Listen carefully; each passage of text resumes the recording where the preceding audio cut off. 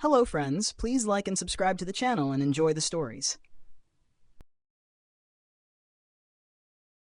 Chapter 1. The Intersection of Destiny. The streets of Montreal buzzed with life as the evening fell, casting a warm, golden glow over the cobblestone paths of Old Port. Emma tightened her scarf, shielding herself from the sharp December breeze. She wasn't particularly fond of the cold, but the pull of her favorite café, a quaint little place called La Lumière, was irresistible. It was here she sought refuge after long days of work, sipping on velvety lattes and indulging in fleeting moments of stillness. Tonight, however, felt different. The city seemed alive with a rhythm she couldn't quite place, as if the universe was rearranging its pieces just for her. Inside the cafe, the hum of quiet conversation and clinking cups welcomed her like an old friend. She scanned the room and found her usual seat by the window occupied. Instead, she settled for a cozy nook in the back. That's when she noticed him. He sat alone at a table near the fireplace, a sketchpad in hand, his brow furrowed in concentration. His dark hair curled at the edges of his scarf, and his glasses caught the light each time he glanced up from his drawing. Emma wasn't one to stare, but there was something magnetic about him. She tried to focus on her book, but her eyes betrayed her, darting back to him at every turn of the page. As if sensing her gaze, he looked up. Their eyes met, hers, wide with surprise, his, warm and curious. He smiled, a crooked, boyish smile that sent a ripple through her chest. Before she could look away, he stood and approached her table, sketchpad still in hand. "Mind if I sit?" he asked, his voice soft but confident. Emma blinked. Sure, of course." He settled into the chair across from her and placed the sketchpad on the table. "I hope this isn't too forward, but I saw you from over there and had to draw you. There's something about the way you were looking out the window. It felt poetic." Her cheeks flushed. "You drew me?" He flipped open the sketchpad to reveal a charcoal sketch. It wasn't perfect. Her hair was slightly tousled, her features a little exaggerated, but it was undeniably her. "It's beautiful," she said, her voice barely above a whisper. "I'm Adrian," he said, extending a hand. "Emma."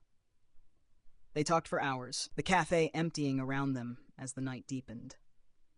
Adrian was an artist, newly arrived in the city, seeking inspiration in its vibrant streets and eclectic people. Emma shared her love for literature and her dream of becoming a novelist. By the time the cafe's staff began closing up, it felt as though they'd known each other forever. "Walk with me?" Adrian asked as they stepped outside. Emma hesitated. She didn't usually agree to late-night strolls with strangers, but Adrian didn't feel like a stranger anymore. They wandered through the quiet streets, their laughter echoing off the stone buildings.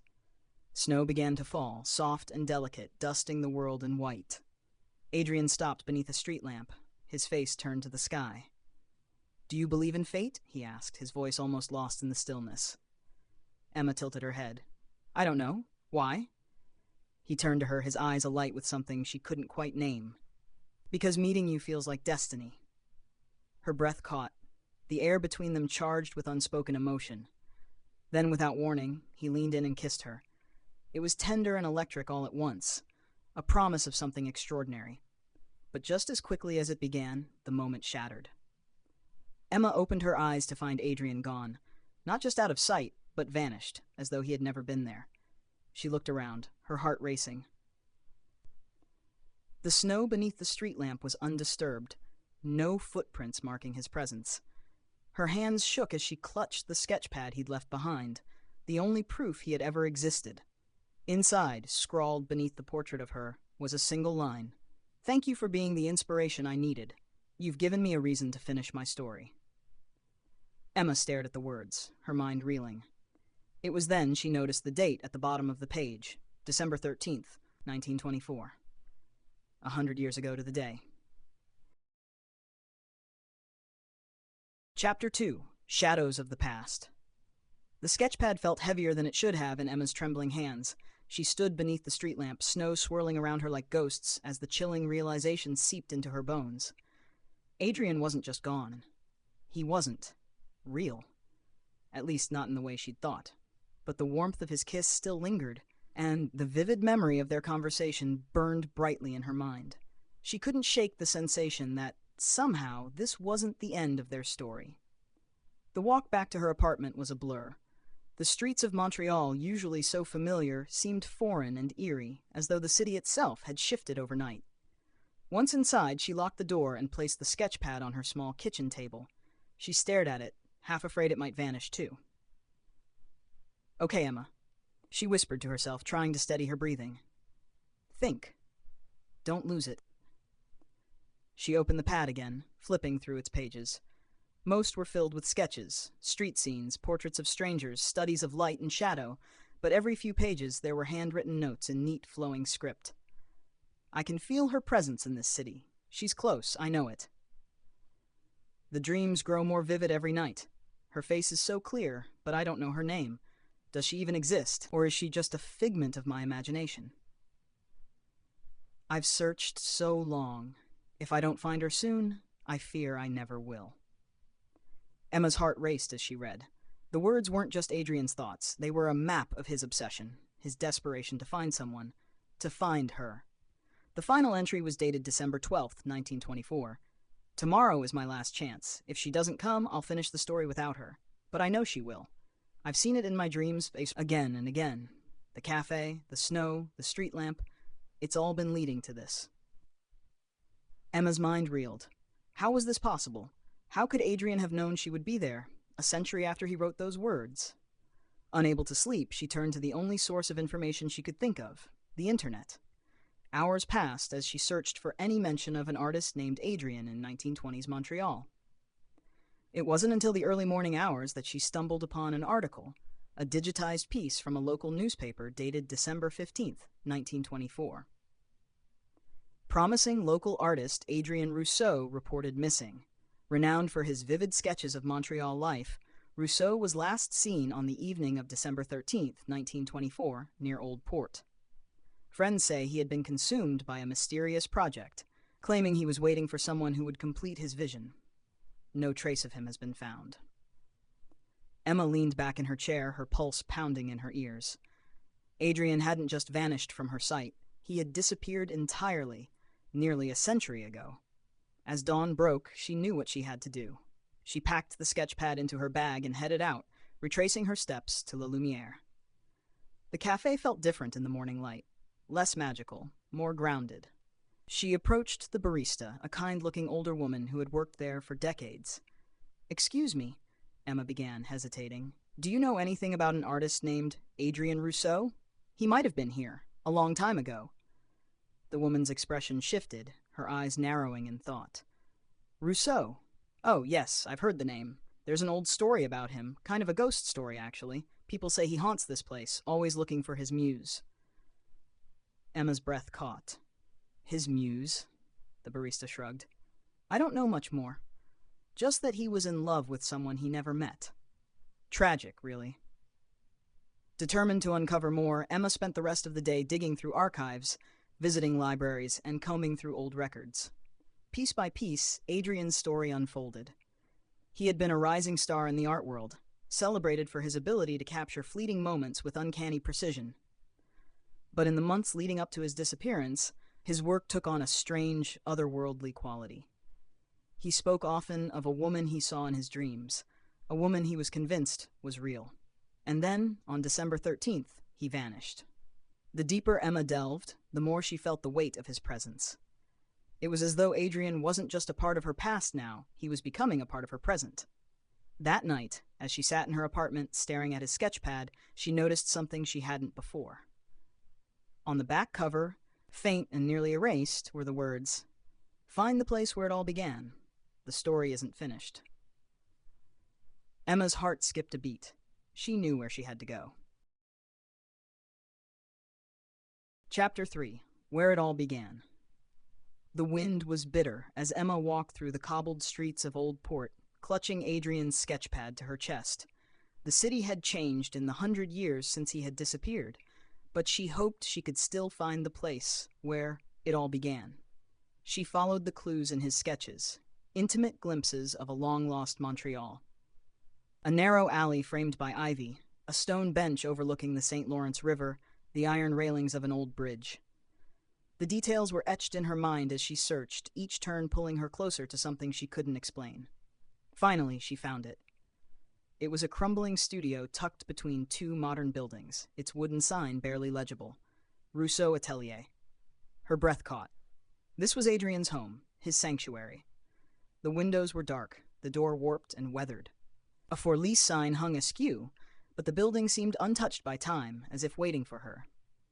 Emma hesitated before pushing the door open. It creaked loudly, and she stepped into a room filled with dust and echoes. The faint scent of paint and charcoal lingered, as though Adrian had only just left. Sunlight streamed through a broken window, illuminating an easel in the center of the room. On it was a canvas draped in a white cloth. Heart-pounding, Emma approached and pulled the cloth away. The painting beneath took her breath away. It was her. Not just her face, but her. The way she looked when she laughed, the way her hair caught the light, the way her eyes seemed to hold secrets even she didn't know. But there was something else. In the background of the painting, almost imperceptible, was a figure. Adrian. Emma stepped back, her pulse racing. How could this exist? She had never met Adrian before last night. And yet, here she was, immortalized in a painting that had to be a century old. Her mind whirled with questions. Was Adrian some kind of time traveler? A ghost? Or was she the one who didn't belong here? As she stood there, the air in the studio grew colder, and the light seemed to dim. A soft sound reached her ears, a faint hum like the echo of distant music. Emma? She froze. The voice was familiar, low and warm. She turned slowly, and there he was. Adrian stood in the shadows, his expression a mixture of relief and sadness. "You found me," he said, stepping closer. Emma's voice caught in her throat. "How is this possible? You disappeared 100 years ago." He smiled faintly. "I never really left. I've been waiting for you, for this moment." "For me," she whispered. "Why?"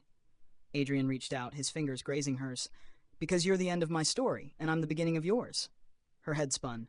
"I don't understand." "You will," he said, his gaze intense. "But there's something I need to show you first." Before she could protest, the room around them began to change. The walls faded, replaced by swirling light and shadows. The air grew warmer, filled with the sounds of laughter and music. When the light settled, Emma found herself standing in the middle of a bustling party. The room was grand, filled with elegant people in 1920s attire. Crystal chandeliers sparkled overhead, and a jazz band played lively tunes in the corner. "What is this?" she asked, turning to Adrian. "This is the night everything changed," he said, his expression grave. He led her through the crowd, weaving between couples dancing and waiters carrying trays of champagne. Finally, they stopped at a table in the corner. Emma's heart nearly stopped. Sitting there was Adrian, alive and vibrant, his sketchpad open as he laughed with a group of friends. "This was the last time I was seen," Adrian said quietly, "the night I disappeared." Emma stared, trying to make sense of it. "How can you be here? And there?" Adrian turned to her, his eyes filled with sorrow. "Because this is the moment I broke the rules." "What rules?" "The rules of time," he said. "I wasn't supposed to find you, but I did, through my dreams, through the paintings. I reached across time to bring you here, and now the universe wants to set things right." Emma felt the weight of his words, the enormity of what he had done. "What happens now?" Adrian's expression softened. "Now, we finish the story. Together." Before she could respond, the room began to dissolve again, the edges blurring as the music faded into silence. When the world came back into focus, they were back in the studio, standing before the painting. Adrian turned to her, his hand still holding hers. "Emma, you have a choice. You can stay here with me, in this place where time stands still, or you can return to your life, and I'll fade back into the past where I belong." Her heart ached at the thought of losing him, but how could she abandon everything she'd ever known? Tears filled her eyes as she whispered, "What happens if I stay?" Adrian smiled sadly. "We'll have forever. And if I go, you'll live the life you were meant to, but we'll always have this moment." Emma closed her eyes, her heart torn in two, and then she made her choice. Chapter 4. The Price of Forever. Emma's eyes fluttered open, her heart pounding as Adrian's question echoed in her mind. "We'll have forever." She looked at him, his hand warm in hers, his eyes filled with a mixture of hope and resignation. In that moment, she understood the depth of his sacrifice, how he had defied time itself to find her, risking everything for a connection he couldn't explain. But was she willing to make the same sacrifice? I. Her voice trembled, and she took a step back, clutching the sketchpad like a lifeline. I don't know if I can give up everything I've ever known. My family, my dreams, my life. Adrian's face fell, but he nodded, his understanding cutting deeper than any words. I knew you might say that, and I'll never blame you for choosing the life you were meant to have. Emma's throat tightened. What happens to you if I go? Adrian hesitated, his gaze drifting to the painting. I'll return to where I belong, to the past, and this, whatever this is between us, will become just another unfinished story. Her heart ached at the thought. But as much as she wanted to stay, the weight of her life outside this moment pulled her back. I'm so sorry, she whispered, tears streaming down her face. I wish things were different. Adrian stepped closer, his hand brushing her cheek. Don't apologize. Meeting you, even for this short time, has been worth every moment I waited. You gave me what I was searching for. Closure. His words broke something inside her, but before she could respond, the world began to shift again. The walls of the studio dissolved, the floor slipping away beneath her feet. Adrian's touch faded, like smoke through her fingers. Adrian, she cried, reaching for him. He smiled, his voice a whisper as he disappeared into the void. Live your story, Emma. Make it a beautiful one. And then he was gone. Emma woke with a start, her heart racing as sunlight streamed through her apartment window. For a moment she thought it had all been a dream, but when she looked down she saw the sketch pad on the table, its pages worn and familiar. The painting of her was still there. She ran her fingers over the page, her mind racing. Was it real? Had she really met Adrian, or was it all some strange illusion? The next few days passed in a haze. She went about her life, but she couldn't stop thinking about him. She found herself returning to the places they had been, the cafe, the studio, the street lamp, but there was no sign of him. One evening, as she sat by her window staring at the city lights, she opened the sketch pad again. Flipping to the last page, she found something new. A letter, written in Adrian's familiar handwriting. My dearest Emma, if you're reading this, then you've made your choice, and I'm at peace with it. Thank you for being my light in the darkness, even if only for a fleeting moment. But there's one last thing I must tell you. This story isn't over. Not yet. You see, time is a circle, and some connections are too powerful to break. One day, when the stars align, we'll meet again. In another life, in another place, we'll find each other. And this time, perhaps, the universe will let us stay. Forever yours, Adrian. Emma's hands trembled as she read the words. The hope they carried was fragile, but it was enough. She looked out the window, a small smile forming on her lips. Somewhere out there, across time and space, Adrian was waiting, and she would find him. Chapter 5. Echoes Across Time. The seasons changed, and with them, Emma's world shifted too. She moved forward with her life, chasing her dreams, sketching the world around her, and finding joy in the simple moments. But Adrian was always there, lingering in the corners of her mind.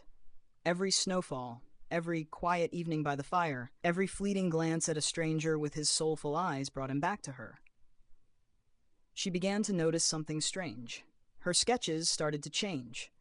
At first, it was subtle, a figure in the background of a cityscape, standing just out of focus, a shadow in the corner of a room. But as the months passed, the figure became clearer, taking shape. It was Adrian. Her heart would skip every time she saw his likeness appear on the page. She hadn't intended to draw him. It was as though her hand moved on its own, guided by a force she couldn't control. By the time spring arrived, she couldn't ignore it anymore. One evening, she flipped through her sketchpad, studying the drawings. Each one seemed to tell a part of a story. A path, a bridge, a tower in the distance. It was as if Adrian was trying to lead her somewhere. She decided to follow the trail. The first location was easy to find, a park in Old Montreal, marked by a distinctive iron fountain. She sat on a bench there, her sketchpad in hand, waiting for something, anything to happen. Nothing did. But when she returned home that night, she found a new sketch waiting for her. She didn't remember drawing it, yet there it was. A picture of the clock tower by the river, its face illuminated by the setting sun. It became a pattern. Every time she visited a location, another sketch would appear, leading her to the next. Over weeks, the trail grew longer, more intricate. It led her to places she had never been before. Hidden alleys, forgotten landmarks, a secluded garden she hadn't known existed. Finally, she arrived at a small, abandoned chapel on the edge of the city. Its stained glass windows were cracked, but the light streaming through them painted the walls with vibrant colors. Inside, the air was heavy with silence.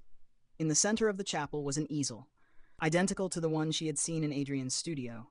A blank canvas rested on it, along with a note. "This is the last step. Paint it, Emma. Finish the story." Her heart raced as she read the words.